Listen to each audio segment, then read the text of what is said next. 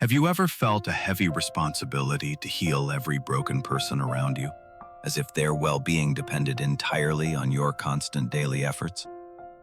Why do we choose to fix others, even when it leaves us completely exhausted, instead of turning back to look at our own painful internal wounds?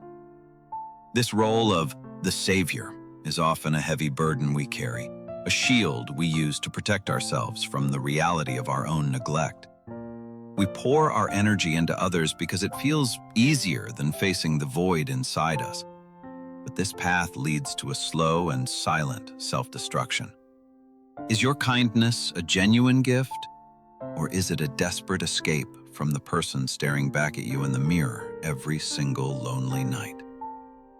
Today, we explore the illusion of the savior and why you must stop fixing others to finally start the journey of healing your own precious heart. To understand why we do this, we must look back at where it all began, often in the quiet corners of our childhood and early memories. Many of us grew up in environments where love was conditional, granted only when we played the role of the peacemaker or the little family fixer. You learned early on that your value was tied to your utility, and that being needed was the only way to feel safe and truly loved. As adults, we subconsciously seek out people who are broken, because helping them is the only language of worthiness we have ever been taught to speak. Helping becomes a survival mechanism, a way to prove that you deserve to exist in a world that only noticed you when you were solving problems. But when your self-worth depends entirely on being needed, you can never truly be free, as you are constantly hunting for the next person to save. There is also a darker side to this kindness, the hidden need for control.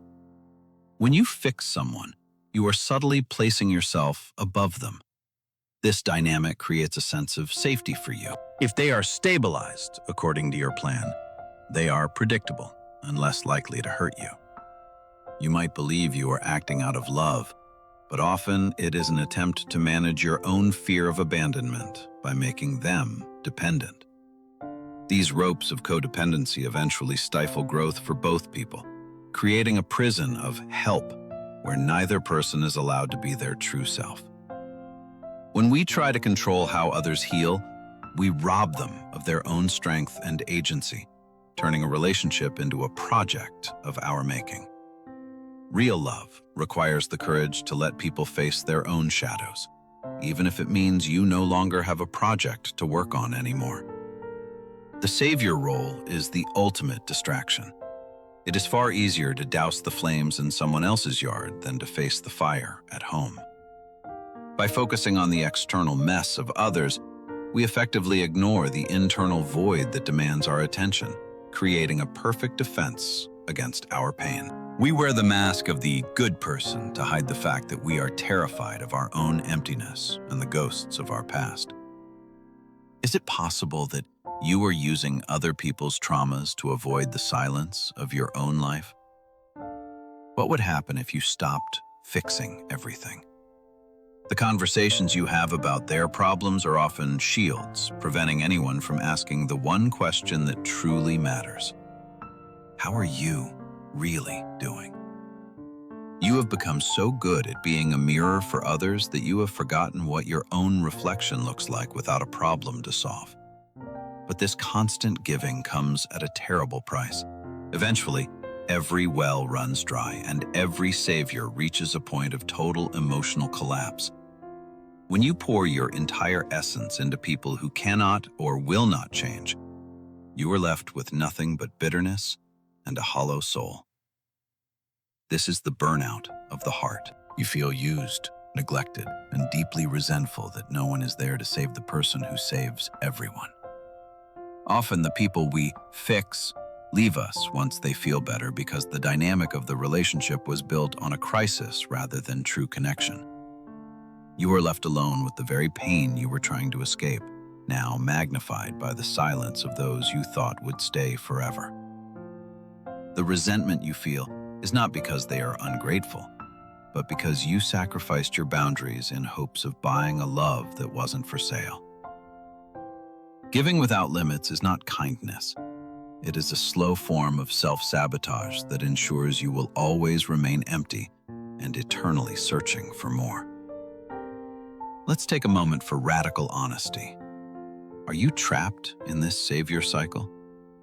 Here are 3 signs that you might be neglecting yourself. Sign 1. You are consistently attracted to people who are vulnerable or have significant emotional baggage that you feel uniquely qualified to carry for them. You might find stable people boring or uninteresting because without a problem to solve, you don't know how to relate to another human being. Sign 2. You feel a crushing sense of guilt when you spend time on yourself. Relaxing feels like a betrayal of those who might need you. Your internal voice tells you that self-care is selfish and that your only value lies in your productivity and your ability to ease others' pain. Sign 3. You believe that if you just try hard enough, you can change someone's fundamental nature and save them from their own bad choices. This belief is an illusion. You cannot change a person who is not ready to change themselves, no matter how much of your life you sacrifice. To heal, you must first lay down the heavy cloak of the savior. Acknowledge the truth. You are not responsible for the souls of others. The first step is turning that powerful energy inward. Ask yourself what your own wounds need, and give yourself the same grace you give others. Start by tending your own garden. This isn't selfish, it's necessary. You cannot offer true shade to others if your own tree is dying of thirst. Learn to set boundaries. Healthy help is collaborative, not sacrificial. It respects the other person's journey and protects your own vital peace of mind.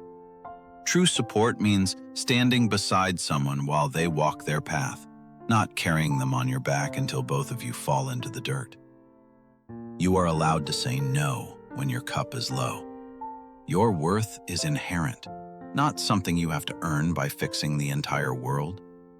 When you heal yourself, you inspire others to do the same. This is the most powerful way you can actually save those you truly care about. Thank you for staying with us through this journey. Remember, you are a human being, not a repair shop for the broken hearts of others.